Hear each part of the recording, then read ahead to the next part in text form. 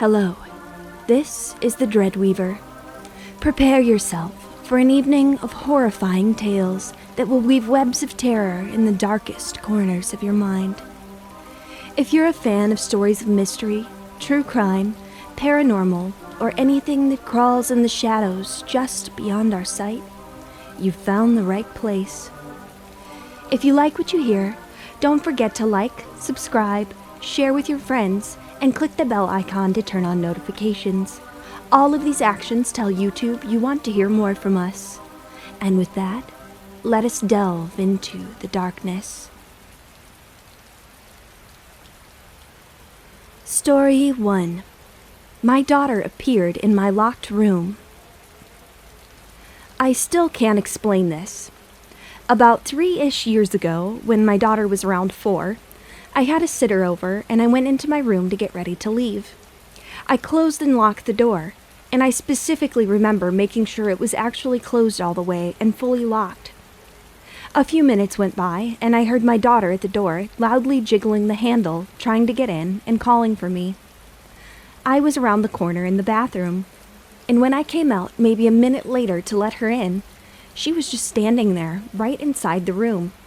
The door was still closed and locked behind her. I never heard the door open or close. I asked her how she got in, and she just stood there and said, "I don't know." It really freaked me out. I asked the sitter if she saw anything, but she was in the other room and didn't know what had happened either. Maybe there's a logical explanation, but I haven't been able to come up with one. Story 2. This Way. This is a story my parents told me. When I was a baby, I had a lot of health issues. One night, while my parents were asleep, I started bawling my eyes out. They checked my temperature, and I had a fever. I was about 2 at the time, and they rushed me to the emergency room. I turned out to be totally fine. On the way back home, my parents noticed a Buddhist monk just walking on the side of a highway, like an actual monk wearing nothing but a robe. He was bald, hefty, and didn't speak English. My parents asked him in Mandarin if he needed a ride, and he replied that he was waiting for someone and told them to hurry home with a smile. That night, my dad had a weird dream. He was in the dark, and all he could hear was a disembodied voice telling him, "This way, this way, this way," over and over again. The next morning, instead of taking the freeway he usually takes to get to work, he impulsively decided to take a smaller back road. That morning, my mom saw on the news that on the freeway my dad usually takes every morning, a semi-truck lost control and caused an accident that killed 6 people. My parents don't know what to make of this, but generally consider it an odd coincidence or a miracle. But my grandma thinks that the monk my parents saw the night they took me to the hospital was the Buddha, and that our family was blessed that night. Story 3. An almost encounter at the park. This happened when I was about 12 or 13. For important context, I lived in an apartment complex that was 2 sets of rows, each row with 4 apartments. I lived in the apartment closest to the street of one row and had 2 cousins that lived in the apartment at the very end of the row in the back. I would hang out with them just about daily. We were very into soccer at the time, and we would walk to a park about 4 or 5 streets away, along with some of the neighborhood kids, and play soccer there. Now, I say neighborhood kids, but it was a big group of about 15 kids total, and the ages ranged from about 10 years old all the way to 17. One of my 2 cousins was the 17-year-old, which is why my parents allowed me to go without their supervision. So on this day, like usual, we made our way to the park. Some of us would walk, some of us would ride scooters or skateboards. I had my bike that day. We got to the park and started playing. About halfway through our game, my parents drove by and called to me from their car. They told me they were going to the store and to wait for them at the park. Okay, no big deal. I figured they must want to go somewhere else afterwards, and it's easier to pick me up from the park than to wait for me back at the house. Of course, this didn't make sense because it was a 4-street distance, but at the time, to my 12-year-old mind, it was perfectly logical. We kept playing for about another hour. Then, as it got closer to sunset, more and more kids started making their way back to their houses. When my cousins wanted to leave, they asked me if I was ready, and I said that my parents told me to wait for them there. So they left and I stayed behind. Eventually, it was just me. No big deal. I was familiar with the neighborhood, and I had my bike and the energy of a 12-year-old. So I started riding my bike up and down the street, just killing time. At this point, it hadn't occurred to me that if my parents wanted me to wait for them at the park, they wouldn't have wanted me to wait past sunset. Eventually, I got impatient and hungry, but didn't want to get grounded for disobeying my parents. I kept waiting, except instead of waiting at the park, I crossed the street and was waiting there. After a few minutes, a car drove up and stopped next to me. Nothing scary yet. There's a stop sign there, so I didn't really pay it much mind. Except when it drove away, I realized the car looked weird. It was old and boxy, like an 80s car, but what stood out was that it looked spray-painted gray. It was definitely not real car paint, or done by a professional. I don't know if someone who stole a car would be dumb enough to draw that much attention to it, or if the look was intentional, but you could tell it was just spray-painted all over. Anyway, it drove away, and I kept waiting, annoyed now. Then the car came back from the other side of the street. I noticed it because it was hard to ignore at that point, but my survival instincts were still not kicking in. Maybe they were lost, or just wanted to turn around without doing a U-turn, and since the park is a big square, going around it and coming back is easy enough to do. A few minutes go by, they drove up again, and again stop at the stop sign. This time I'm starting to get nervous, so I look at the car. 2 men were inside, very scruffy looking, unkempt beards, unkempt hair, dirty faces, stains on their shirts. They look at me, they both smile at the same time. They look at each other, smile even bigger, in the creepiest smile I've ever seen someone do to this day. Then they drove away. Their smiles creeped me out so much that I was now on high alert. In particular, I was watching the other side of the park, where they would come from if they went around again, like they did the first time.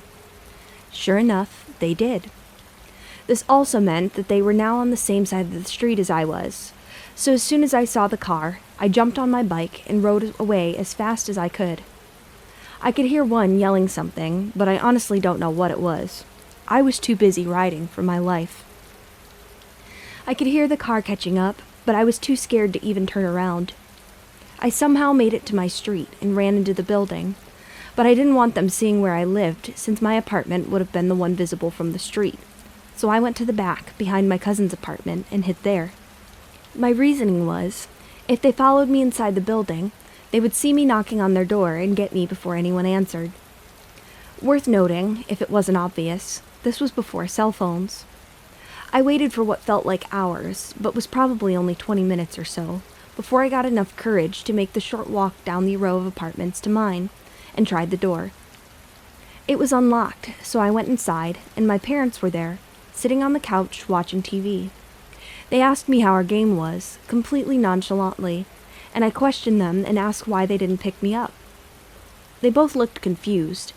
They asked me why they would tell me to wait there instead of at home, when it's a 4-street difference and I had my bike. Once they said that, it did make more sense, but to this day, I swear that they told me to wait there for them. They explained that when they drove up, they told me they were going to leave the door unlocked for me in case I got home before they did. In my excitement for the game, I must have just completely misheard them. I simply went to my room after that, never telling them about it, because as a dumb kid, I knew if I said something they wouldn't let me go play soccer anymore, and clearly that was more important than my physical well-being. I never saw those guys or that car ever again. I look back on it now, and it doesn't matter how fast I was pedaling my bike. They were in a car. They should have and could have caught up if they wanted to. So I don't know what their intentions were, if they were just having a laugh at my expense, if they were trying to scare me, or if they actually had something darker in mind. But I do think back on that day now and get chills every time I realize how much different my life would be right now if they had caught me. So to the two creepy men in the spray-painted car, let's not meet again. Story 4. A Baby's Encounter by Jador Timenes. We had moved into my mother-in-law's home when my daughter was 4 months old. My daughter is now 38. We were a young couple, both 21, living with my best friend in his apartment when we got married. So when our daughter arrived, it was time to move into my mother-in-law's house, with backyard, baby's own room, and help from my mother-in-law. She was a widow who had lost her husband when my wife was 2 years old, with a decent-sized house she purchased after her husband passed away. She was still working, while I was also working, and my wife was a stay-at-home mom. About a half year into this arrangement, my daughter started waking up screaming in the middle of the night. Since I was working, my wife got up to try to comfort her, but it always took more than an hour to comfort our daughter. This went on for 3 or 4 nights straight. Finally, my wife was sleep-deprived and frustrated, so she nudged me to get up and comfort the baby. The first night I entered her room, my daughter was standing in her crib, crying and looking at one specific corner. I picked her up to soothe her, and no matter what way I turned while rocking her, she kept looking back at that corner. The hairs on the back of my neck were standing up. Eventually, she fell back asleep. This happened for 2 additional nights, crying and looking at that corner. But the nights after that, she would cry to wake us up, but by the time I got there, she was quiet, yet still looking at the same corner. On reflection, even when we were at the apartment, as a baby, she would look up to the ceiling corner above the changing table and babble like she was talking to someone, but not directly at us, when we changed her. Because she was continuing to wake us up, approaching 2 weeks, we were both tired, so I brought it up to my mother-in-law. She was sleeping in the front room, while both of our rooms were in the back. I told her the full story. I guess I was hoping she would share the load of soothing the baby. She said, "Okay, don't worry, I'll deal with this." My mother-in-law is a deeply religious Catholic, never misses Mass, and combined with some of the superstitions from our country, believes in her powers of faith to heal small aches and pains through massage. Interestingly enough, after we told her, our daughter didn't cry out anymore, and all of us got great sleep for a week. But here's the thing. My mother-in-law never got up to soothe the baby. The crying just stopped. I was amazed, so after a couple of weeks, I asked my mother-in-law, what did she do? She simply said that she asked her late husband not to visit the baby because he's scaring her. That was it. My beloved mother-in-law passed away 7 years ago. Having watched our mother-in-law struggle in her home, alone with all her health issues, we moved into a bungalow to spare my arthritic knees. During COVID, my daughter moved back home and had our grandson, and yet sometimes my grandson would babble to a specific ceiling corner of the family room when we change him, and we all say he is talking to his great-grandmother, and even now has a fondness for my mother-in-law's pictures, even though he has never met her. Story 5. He warned me of his death. A few years ago, I started feeling like I was being watched in my room. The strange thing was that it only happened to me. No one else in my family felt anything. As days passed, the feeling got worse. I even started seeing a little boy, around 5 or 6 years old, walking around my room and playing with the soccer balls I had. He would knock them off the shelves, or jump from one corner of my room to another. I didn't understand what I was seeing. I only knew that it made me extremely anxious. My mom didn't believe me when I told her what was happening. One day, while I was on FaceTime with my best friend, she suddenly told me that someone was standing behind me. I was terrified, but I thought she was joking, until she sent me a screenshot. In the picture, there was a child standing right behind me. I showed the image to my mom, and that's when she finally believed me. She took me to a medium to try to figure out what was going on. The woman told me that the spirit of a young child was warning me that someone close to me was going to pass away soon. She said that I was meant to deliver his farewell messages to his mother and family. At the time, I didn't understand what she meant. Then, the day came. My boyfriend at the time went on a family vacation, and during the trip, his younger brother was caught in a strong ocean current and drowned. After that, the strange activity in my house intensified. But one night, in a dream, I was able to speak with the boy. He told me everything he wanted his mother to know so that she could finally let him rest in peace. I arranged to meet with his mom and told her everything that had happened. I was afraid she would think I was crazy, but instead, she cried and hugged me. She thanked me for bringing her words that made her feel close to her son, words that only the two of them would understand. Story 6. Creep in the Shower Block by Mummy to 4. I'll preface this by saying this creepy incident happened at the start of 2004 when my family was on camp. I was 12 at the time, and my best friend had come with us. The camp at that point had been largely uneventful, besides having the usual fun, until all of that changed. One evening, my mother was in the kitchen area TV room, while we, my friend and I, were taking a shower in the bathroom block next door. The showers were structured so their concrete walls didn't go all the way down, and there were these gutters taking the water to the drains outside, so our feet were visible to anyone who went behind the shower block. It backed onto a fence around the back of the camp, so no one would go back there unless there was a good reason, like the camp's maintenance staff. Well, during the shower, we could hear this cackling laughter coming from outside the block right behind us, from where I mentioned above, that sounded like a teenage boy. I was confused as to where it was coming from, and I asked my friend if she heard it too, and she said yes, equally as baffled. Then, shockingly, a head appeared from under the shower in the gap at the bottom, and this teenage guy was staring right up at me, grinning, while I stood naked and terrified in the shower. I let out an almighty scream, jumped from the shower, wrapped a towel around myself, and kept screaming until my mother came rushing in, and I managed to explain through my tears what had happened. My mother waited until my friend and I had dressed, and went running back with us to the tent and told my dad what had happened. He told her to inform the camp staff while he grabbed a kayak paddle and went around the shower block to find that teenage idiot. Unbelievably, he was still crouched down the back of the wall. After that, we could hear the boy screaming, and he suddenly went sprinting past our tent at the speed of light while my dad was hot on his heels, waving the paddle menacingly, until he was chased all the way out of the campgrounds and out of sight. The creep never returned, and the camp management said that there had been a few incidents logged where a young guy was looking at girls and women in the shower block. The manager also said it was likely this creep wasn't even staying in the campgrounds, which made it even more terrifying. A Stranger at the Door by Height Acrobatic 1066. It was around 2006, and my brother and I were about 12 years old.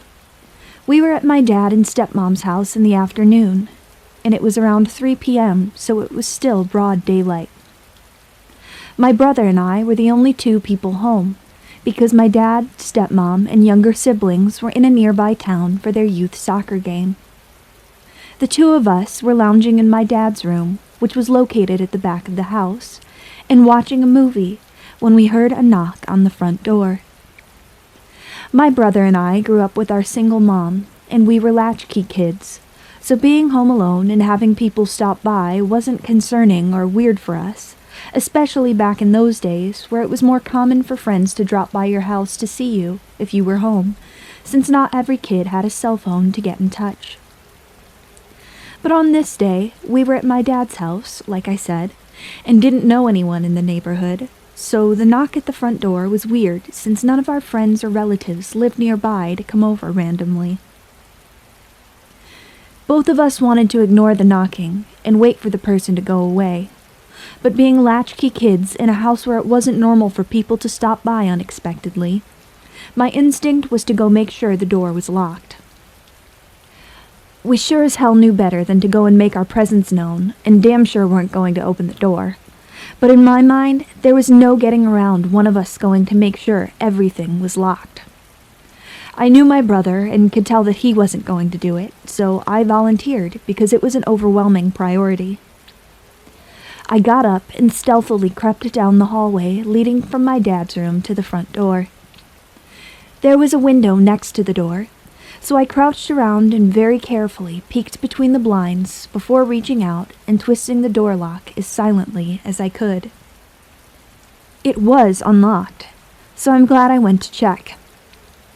When I peeked out the window, I saw a middle-aged man, slim and tall but not huge, and bald on the top with some short salt and pepper hair wrapping around the sides of his head.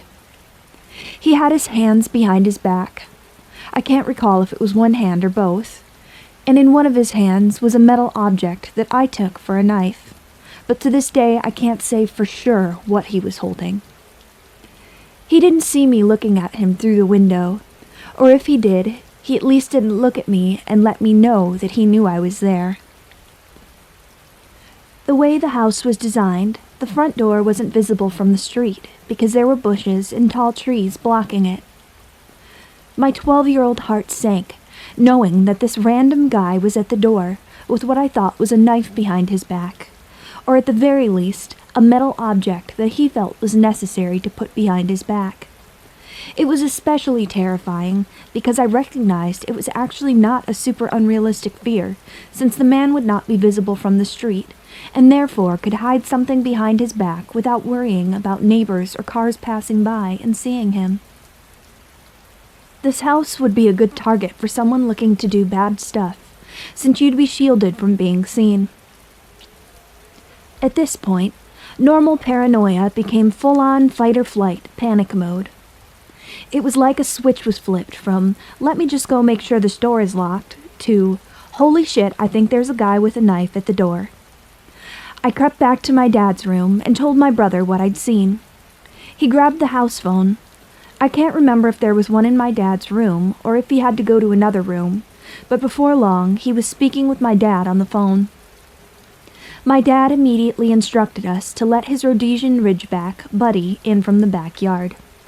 Let me tell you, in a situation of pure terror, having a big loud dog was the only bit of hope and relief. Without Buddy there, I don't even want to imagine sitting in that feeling of terror without any hope of someone or something there to save you as a child, or at least give a sense of having a chance. From there, my brother and I locked ourselves in a bathroom by the front door. I'm not sure why we decided to hide in the closest room to the guy outside. From the inside bathroom, we called 911 while my brother clutched a kitchen knife, both of us ugly crying and struggling to get words out to the operator. While in the bathroom, I swear on my life I heard the front door handle being twisted around, which would have meant the guy was now trying to enter the house. The bathroom was like 7 feet from the front door, so I feel like I know what I heard. I don't know how I could confuse such a specific sound, so I trust that it was what I thought it was. I have such a vivid memory of huddling in that bathroom, feeling truly helpless and out of control of what might happen next, with the only comfort being the noise of Buddy barking at the front door, and knowing that if the guy decided to kick the door down, he'd have to deal with a big dog and then have a knife fight with 2 kids. Needless to say, I was really hoping Buddy would hold it down for us, because I didn't like our odds if the man at the door got past Buddy. Before long, the cops arrived, and shortly after, my dad and stepmom got home too, apparently having jumped in her maroon minivan and doing like 100 miles per hour to make the 15-mile drive back home after we called. The guy was gone by then, and nothing ever came of it. To this day, my dad's theory is that the guy at the door was his neighbor, coming over to complain because apparently Buddy would always bark at the neighbor while he was doing yard work. So my dad thinks the neighbor was trimming bushes, and therefore just happened to have clippers or something in his hands when he came over to complain. Sounds reasonable enough, but I wish I had asked at the time to see the neighbor, because then I could for sure identify him and know what the situation was. Personally, I'm open to my dad's theory, but it always seemed to me that my dad clung to it more for his own comfort, since the alternative would be a parent's nightmare. If it were the neighbor, though, some things don't make sense, like the guy conveniently showing up when no cars were in my dad's driveway, since he'd left to go to the soccer game like 20 minutes prior. Seems like coming over when it appeared nobody was home would be a weird time to expect your neighbor to answer the door. Or the guy trying to twist the door handle, like I'm pretty damn sure I heard. Not a very neighborly act, trying to enter someone else's home when they're gone. Either way, whether the threat was real or imagined by my brother and I, our experience was as real as it gets. What I learned is that, sometimes, perception really is reality, at least in your own mind. Like the feeling of thinking we were living in a nightmare was authentic and visceral because we believed we were living in a nightmare. What the explanation was, I can't say for sure, and it bothers me so much that I'll never know with certainty if we were that close to God knows what. No clue why my dad never followed up with the neighbor, but looking back, it seems pretty clear that the adults wrote it off as the product of kids' imaginations.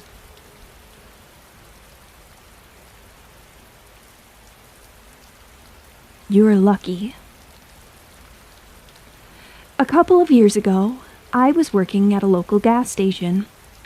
At the time this event occurred, I was just promoted to key holder, meaning that I would be responsible for opening or closing the store in addition to my small pay raise. I generally worked the day shift, but my new responsibilities meant that my schedule could fluctuate depending on my coworkers' availability. That afternoon, I received a phone call from the store owner asking if I could cover the closing shift for my sick coworker. I wasn't excited to give up my night off, but needed the extra money to help save for a new car, so reluctantly, I agreed. The shift went as expected. Stocking, cleaning, interacting with customers. The night started to drag on as the hours ticked by and the flow of customers slowed down. When 10 p.m. rolled around, I was glad to start closing up shop. Around half an hour later, I was ready to head home. I set the alarm, locked the doors behind me, and headed to my car at the far side of the parking lot. Tired and dreading my shift the next morning, I promptly got into my vehicle and turned the key in the ignition. As I backed out of my parking spot, I felt a big bump, but thought nothing of it, as the parking lot was old, weather-worn, and was in need of resurfacing. I put the car in drive, and then it happened. I pulled forward and drove across a smooth stretch of asphalt toward the front drive. Thunk, thunk, thunk. You have got to be kidding me, I thought. I pulled up to the lighted area near the pumps to have a look. I walked around to the passenger side where the noise had come from. Sure enough, my rear passenger tire was completely flat. I bent down to have a closer look, sure that I had rolled over some discarded junk in the parking lot and punctured my tire. But it was worse. Much worse. My tire had been deliberately slashed. I got to my feet and started walking toward the driver's side to grab my phone when I saw a flash of movement coming toward me. A hulking silhouette raced toward me from the edge of the lot where my car had initially been parked. I practically dove back into my car, locking the doors behind me. I made it just as the figure reached my passenger door. A large man stood there, yanking on my passenger door's handle.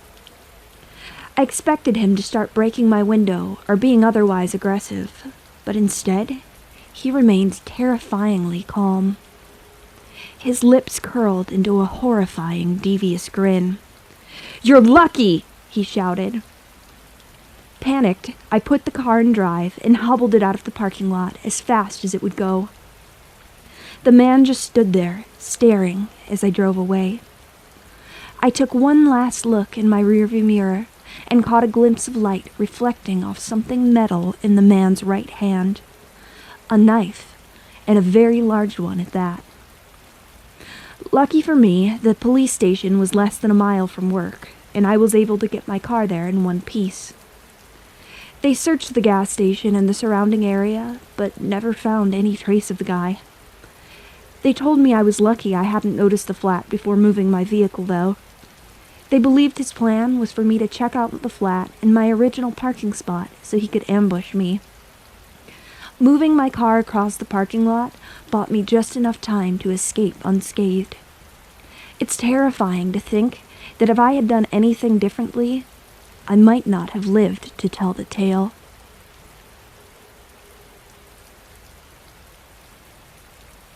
Through the ice. When I was a kid, my grandparents moved into a house along the edge of a lake. Their home wasn't waterfront, but instead, the lake was directly across the road, and they had their own private access to the water. They had a dock, a small fishing boat, and a decent-sized plot of land with a fire pit. We spent many summers out on that lake, fishing with Grandpa, swimming with the cousins, and roasting s'mores over the campfire. The lake held a very special place in our lives.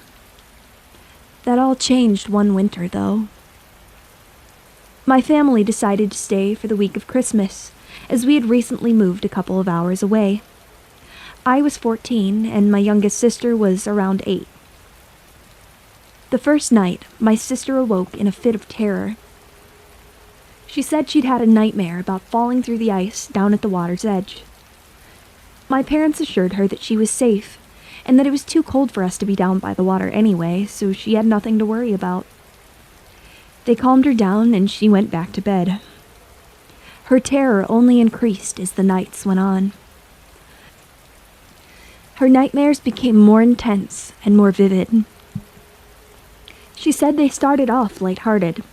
She met a friend, they played together, and the girl beckoned her to play down on the frozen lake, where she ventured too far out onto the ice and fell through. Christmas came and went, and we only had a few more nights left with Grandma and Grandpa. We were having the time of our lives during the day, spending time with cousins we didn't see as often as we used to, cooking with Grandma, and listening to Grandpa's ridiculous stories before bed. The nights, however, became increasingly more intense. My sister had started sleepwalking during her nightmares, something she had never done before. My parents were growing anxious to get home and get her in to see a doctor, as her behavior was becoming very concerning. The last night at Grandma and Grandpa's changed everything. My dad awoke to a noise sometime after midnight and got out of bed to investigate. It sounded like the click of the front door latch, and he was concerned about an intruder. He went to the living room and found the door unlocked. He quickly relocked the door and peered out the front window to see if he could find any evidence of someone fleeing. There was a series of small footsteps leading down the front porch and across the street to the water. Standing at the water's edge was a little girl. My dad squinted to bring the figure into focus and recognized my sister's bright red pajamas. He bolted out the front door, not bothering to latch it behind him, and ran to the water's edge, screaming my sister's name. His screams woke the rest of the house, and we all came running to the living room to see what was happening. Dad reached my sister just as she stepped out onto the ice and fell through. He had managed to grab her hand, preventing her from going completely under. The shock of the cold woke her, and she was terrified. Dad ran her into the house, and my parents got her into dry clothes and sat her beside the fireplace to warm up. As she sobbed, she told them how she'd had another nightmare, and the girl was calling out to her to play. She had no idea she was acting out her dream until the cold plunge woke her. Everyone was pretty shaken up about the whole thing. No one wanted to think about what might have happened if Dad hadn't woken up when he did. Grandma and Grandpa were so spooked they considered selling the lake house and moving away from the water. As much as we all loved the lake house, no one ever felt quite the same about being there afterward. The scariest part came later, though. Grandma was talking to a neighbor shortly after this happened, and told the neighbor they were thinking of selling the house. He asked why, and Grandma told him the story of what had happened to my sister.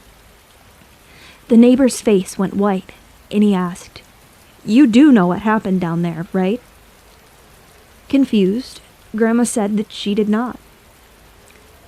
The neighbor went back into his house and returned moments later with a scrapbook of historical newspaper clippings about the history of the lakeside neighborhood. He was a local history buff and thought it would be neat to have a record of how the neighborhood came to be and notable events that had happened there. He flipped a few pages into the book and handed it to Grandma, pointing toward one specific article on the right-hand page. Apparently, back in the 40s, a young girl had drowned one winter after venturing out onto the ice. It was something she and her siblings had done every winter, but that year hadn't been quite cold enough to properly freeze the ice. The ice broke and the girl plunged into the water, becoming trapped beneath the ice. Rescuers were unable to get to her in time, and she didn't make it. Grandma was horrified. She told Grandpa the story, and that solidified their decision to sell the house. I don't know if it was just a strange coincidence or if there was something more to it, but my sister never experienced a sleepwalking episode again after that. I would love to know your thoughts on this.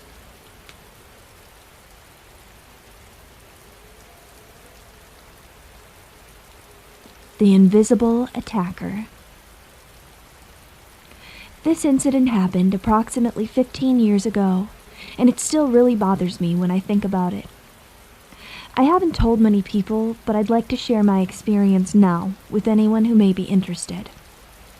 At the time, I worked the night shift in the warehouse of a printing factory. I would clock in at 3:30 p.m., so I would usually wake up at noon. And this day was supposed to be like any other typical workday. I had just woken up to my alarm, and like most people, I went straight to the restroom. To help you visualize this, I need to explain that in this restroom, the back of the toilet isn't against a wall like most restrooms. The back is against the side of the clothes dryer. The only thing in front of the toilet is the sink area. There's a wall right next to the toilet on the right side. There's open space to the left of the toilet, and the rest of the room is behind you when you're on the toilet.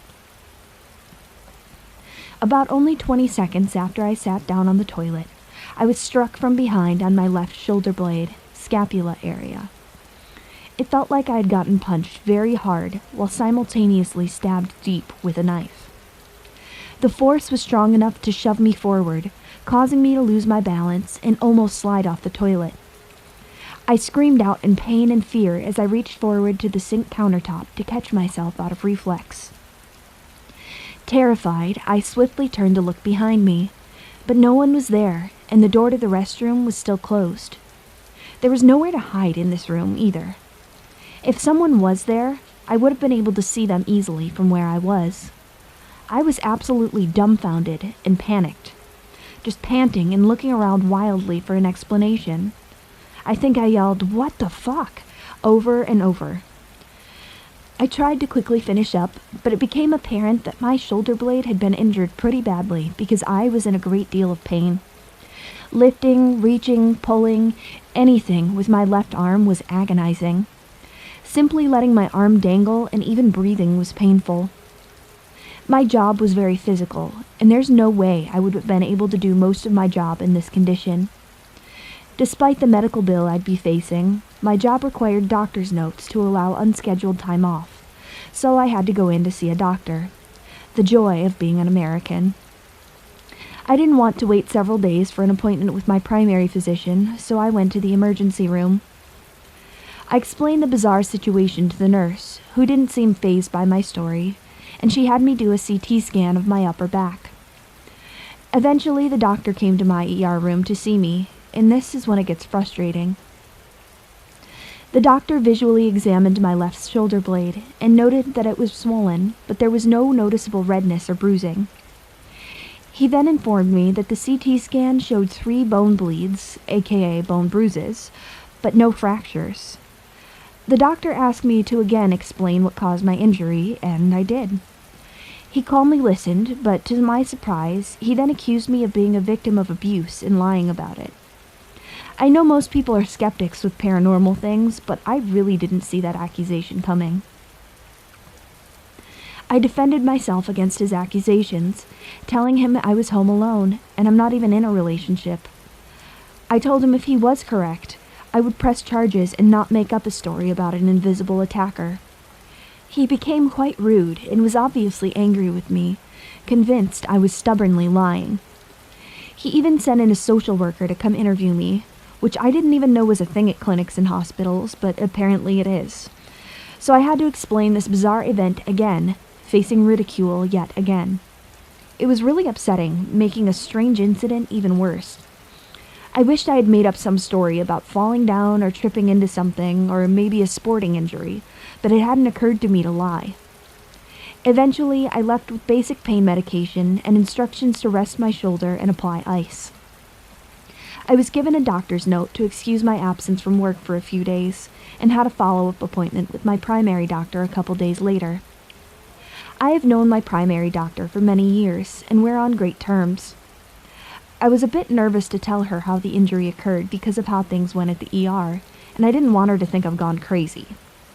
I was hoping she could come up with a medical cause to this. There had to be something, right? She examined me while I told her about the incident. She asked questions about any past injuries to that area. There had been none.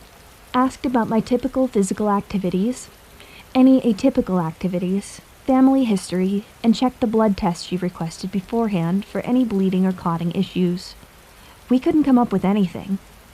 That made me feel validated, but so very confused. After all, no one ever gets assaulted and injured by nothing. I told her what the ER doctor put me through, and that's when she told me she believed me. She admitted she couldn't determine the cause of my injuries, because an impact hard enough to make bones bleed would leave external physical signs like bruises and redness. Plus, she knows I'm outspoken and feisty and wouldn't tolerate being mistreated. And she trusts me because I'm always honest about my medical issues, even when it's embarrassing or awkward. Then she told me that in her culture, they believe in ghosts and spirits, and she knows others whom she trusts that have had unexplainable experiences. Honestly, that comforted me so much, because I was starting to feel crazy. Sometimes when you experience something so strange, you can really question yourself and doubt yourself, and I was starting to do that. But the CT scan of the bone bleeds helped me say, I did not imagine this. This really did happen to me. Thankfully, it never happened again, and I moved out of that place eventually. In truth, many strange things happened in that restroom throughout the years. I had to do physical therapy for my shoulder blade, and it did get better, but unfortunately, I still have continued pain and occasional limitations when it gets rough. Thank you for reading my story. I would really love to know if any of you have had an injury or physical attack that failed to have an explainable cause.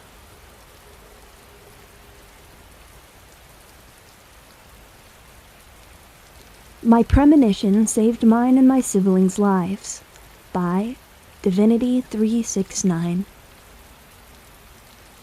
This happened when I was about 8 to 9 years old. My family moved to a new townhome in Utah for my dad's new job. I had 3 younger siblings, and we were all very close growing up. It was wintertime, and all of us siblings had been playing outside in the snow in the backyard for hours. Finally, in addition to the cold becoming too much, our mom coaxed us indoors with some hot chocolate. After drinking the hot chocolate, we huddled together in front of the fireplace to warm up. For reference, the townhome we were living in at the time was new, which means we were the first to live in it. Therefore, all the appliances, including the fireplace, were brand new. Being the eldest sibling, I was a proficient reader and enjoyed reading books out loud to my siblings. I remember we were all gathered together, with me reading a book, and we were maybe only 2 feet away from the fireplace, with all of us kids sprawled out on the carpet, sitting directly in front of it for heat. What happened next is difficult to express in words, but I'll do my best. As I was reading the book, it was as if there was a part of my awareness that split off from what I was doing at that moment, and it was almost as if I was having an out-of-body experience, even though I was still very aware of reading the book out loud to my siblings. I was instantly being shown a very vivid, visceral scene of the exact fireplace we were all sitting in front of. In this vision, the fireplace glass exploded suddenly, without warning, and spewed molten pieces of glass all over where we were sitting, and the carpet underneath us became burned and melted from the hot glass pieces. I heard a voice very clearly tell me in that moment, "Stop reading right now and quickly move all of your siblings as far away as you can from the fireplace."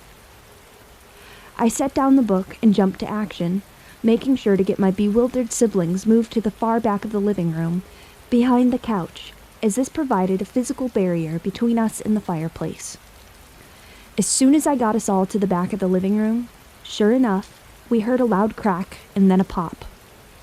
When we looked around the couch at the fireplace, the protective sheet of glass on the outside of the fireplace had gotten too hot, apparently, and the pressure of the heat from the fire caused the glass to crack into many smaller pieces and then spew out with force all over the carpet, right where all of us had been laying. Just like in my vision, the carpet we had been sitting on only seconds prior was burned and melted with chunks of hot glass all over. The sound of the glass cracking and popping was loud enough to catch my mom's attention, who was in the kitchen down the hallway. She ran into the room, confused over the noise, until she saw the glass laying all over the floor. She and my dad were amazed when I told them the story of what happened, and they are still bewildered to this day as to how or why that fireplace exploded like that, since everything in that house was brand new. My guardian angels were looking out that day, that's for sure.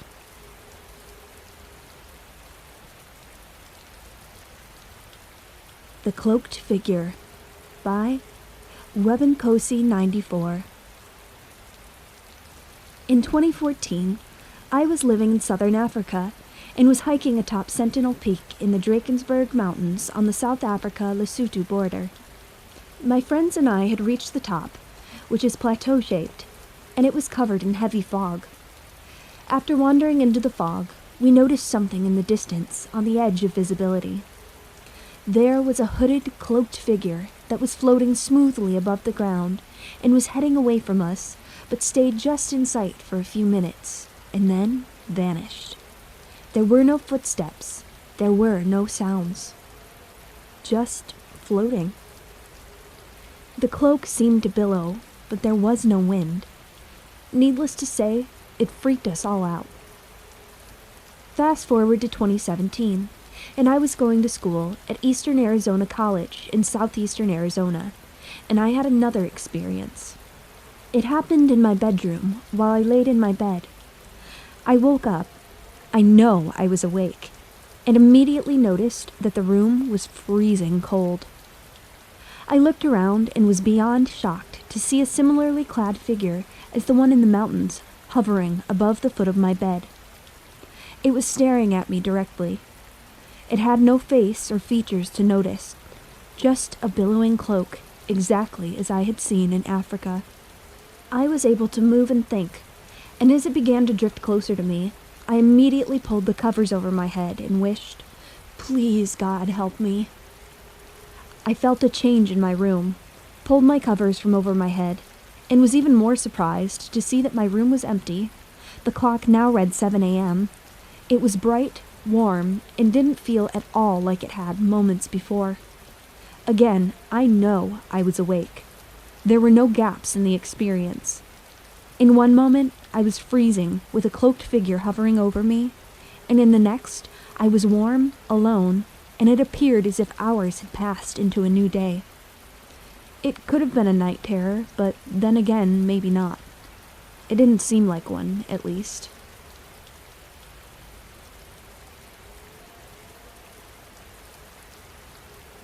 Something was watching me at my cottage. It was the summer of 2021 when it all started. The air was the perfect temperature, neither too warm nor too cold.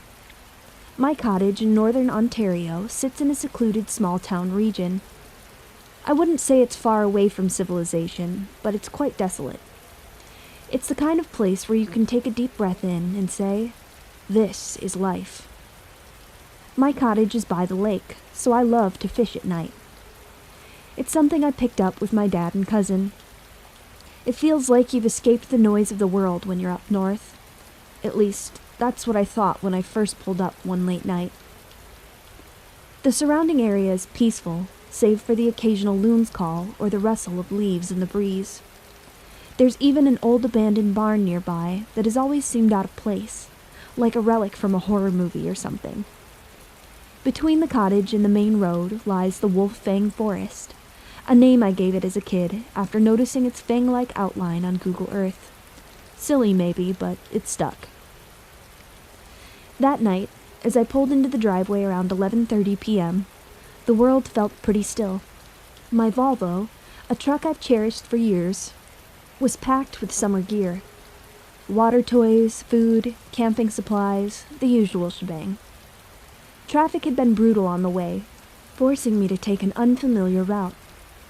My parents and cousin had arrived earlier in the day when the sun was still high, and I was traveling with family, friends, and relatives who were eager to hit the bunks.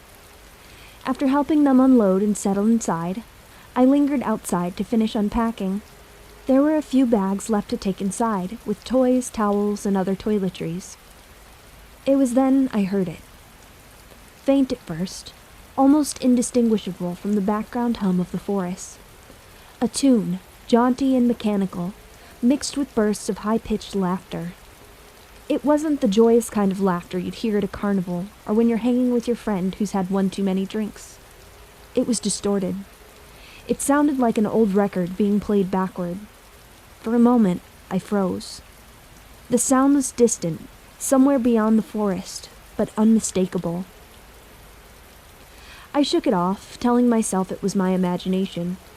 Who the fuck plays circus music in the middle of the night in northern Ontario? I forced myself to focus on the task at hand, hauling the last of the luggage inside. I mean, someone had to do the work. When I mentioned the noise to my cousin, he laughed it off. He insinuated it was probably some drunk kids messing around. His nonchalance was almost convincing, but then again, he's pretty much always nonchalant. Something about that sound clung to me, though. Who was it? The nearest cabin was quite far away, and no one here I know of is really the type to play that kind of stuff, especially loudly in the middle of the night. Later, as the rest of the family settled in, my cousin and I went outside to store the bikes and other gear in the garage. There was no wind, no rustling leaves, nothing. Just the rhythmic chirp of crickets. It was quite relaxing, and believe you me, I was ecstatic I didn't hear those hellish clown noises again. Then, right when I had assumed the noise had stopped, it happened again. The laughter. This time, it was closer, louder. The same warped tune, repeating like a broken music box. My cousin stopped, mid-step, and turned to me immediately. The first time I've seen him show an emotion other than a smug, nonchalant expression. I nodded at him. No words needed to be said. We both knew something was going on. Or, well, we knew the obvious. Some jerks were probably trying to mess with us. Without another word, we walked to the garage, our footsteps crunching against the gravel. We didn't care. We were the men of the house, after all. We were not going to let some teenage college student scare us. We had a job to do, and we didn't want to hinder or wake up our resting family. When we reached the door to the garage, my cousin pulled the door open and shut it behind us. I turned on the light switch, and we both let out a sigh of relief, basking in the woody smell of the garage structure. We stood in silence, staring at each other. I could see my cousin was a bit shaken up. Now that I look back on it, I can see why. Someone is out there and knows we are here, but we don't know where they are.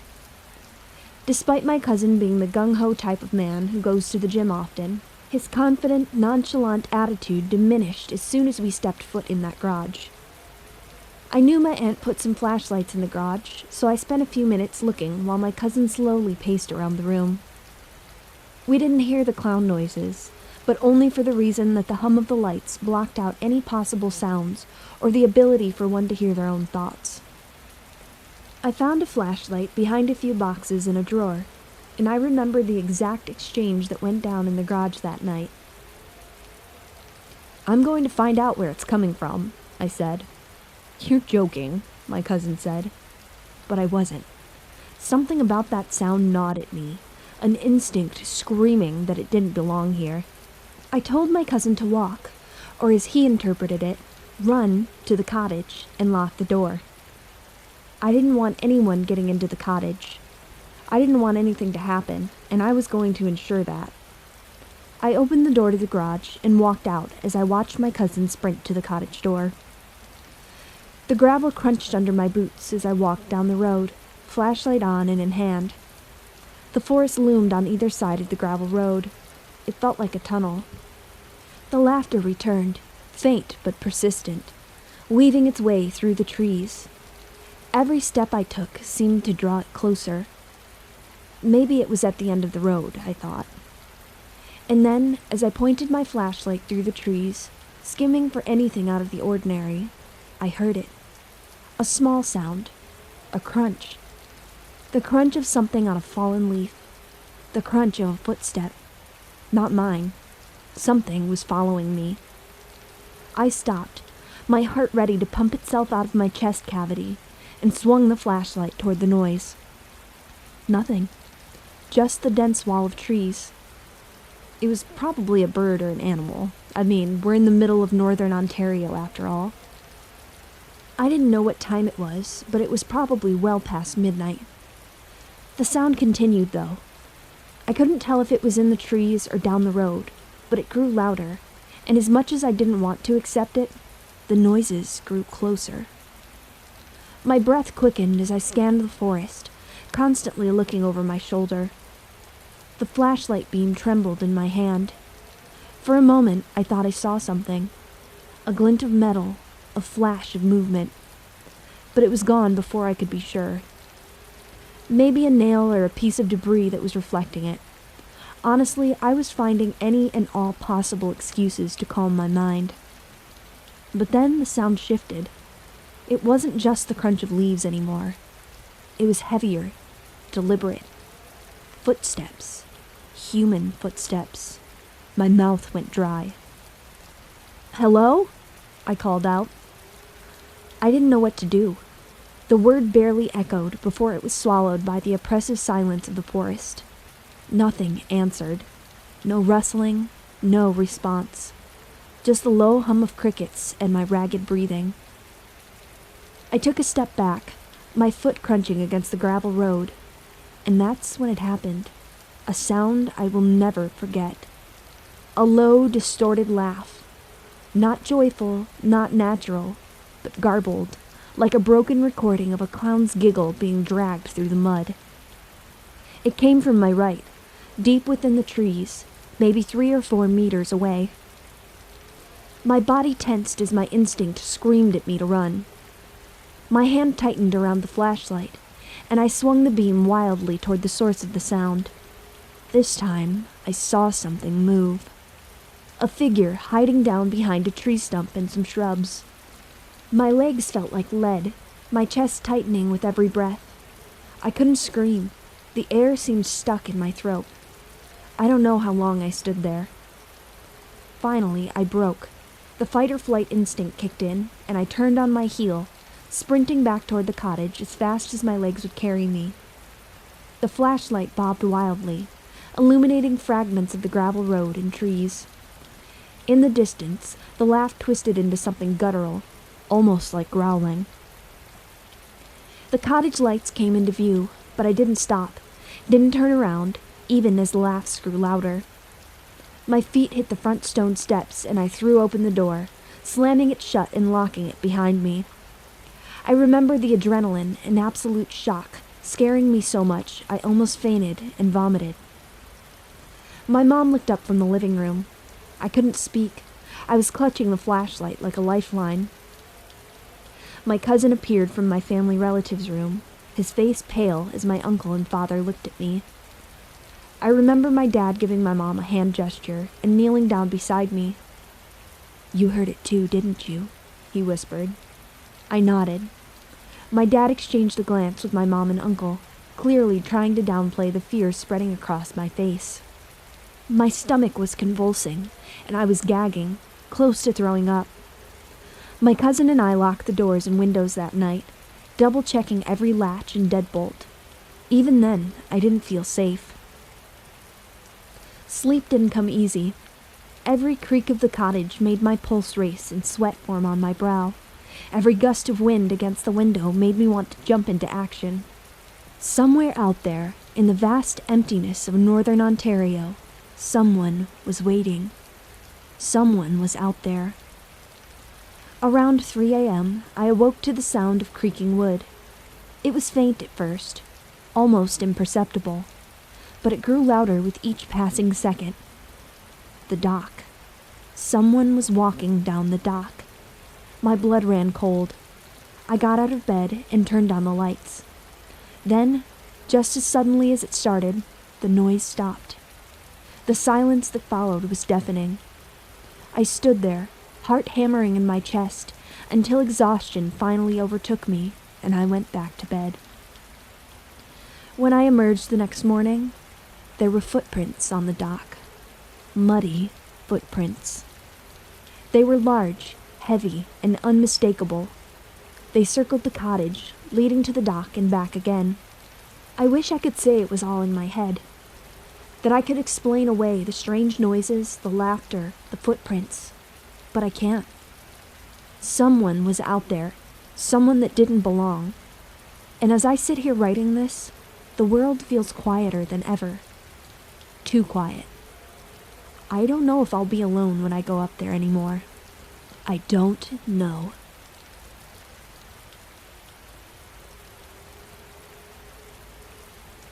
Holy Spirits. I grew up in a religious family, and we were very active in our evangelical church. The church relied on a lot of volunteer work to keep the place running. From lawn mowing to teaching to cleaning, members of the congregation would sign up to help keep the church in its best shape. My family regularly signed up for church cleaning, and we would make a day of it. All 5 of us, my mom, dad, younger brother and sister, and I, would head to the church and clean it top to bottom. The building was not very old, built in the 70s, I believe, and though I spent a lot of time there and loved my church, there was always something very unsettling about being there when church was out of session. I could never pinpoint what the feeling was, and as I got older, I chalked it up to the difference in atmosphere when no one else was in the building. Kind of like being at school after hours.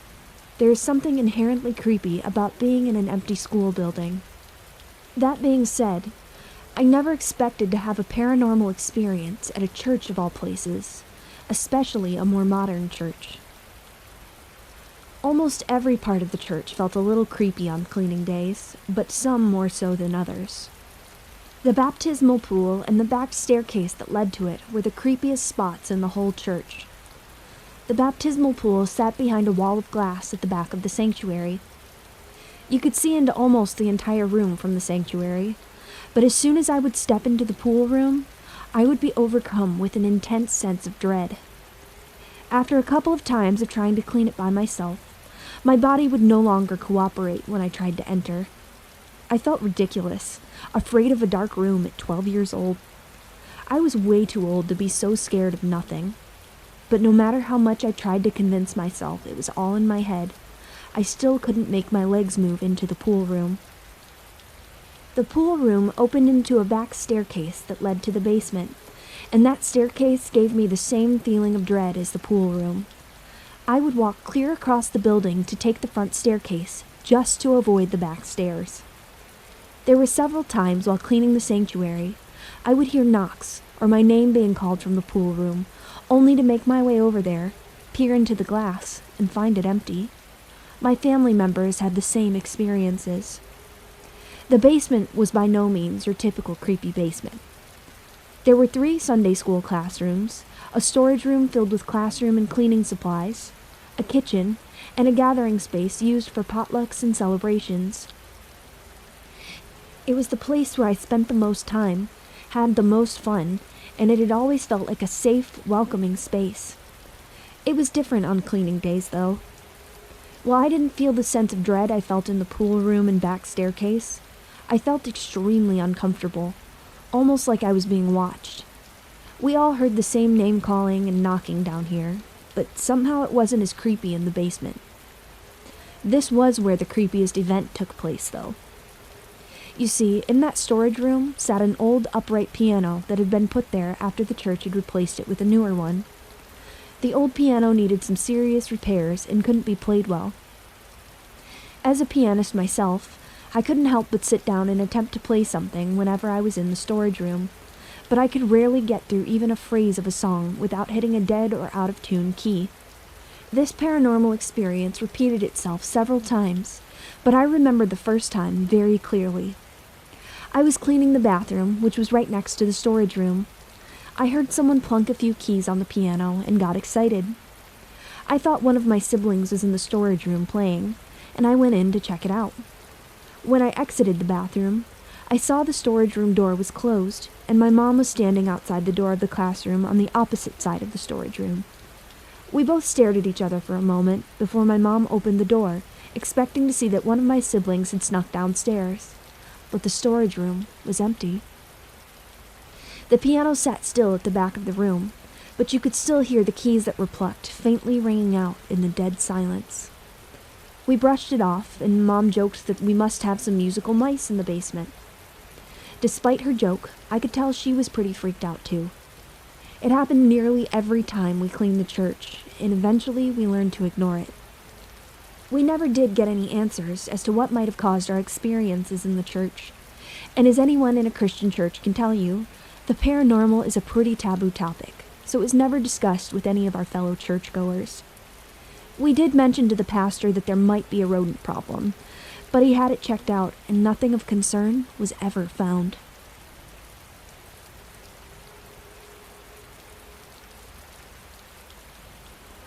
Thank you for joining me for this week's episode of The Dread Weaver.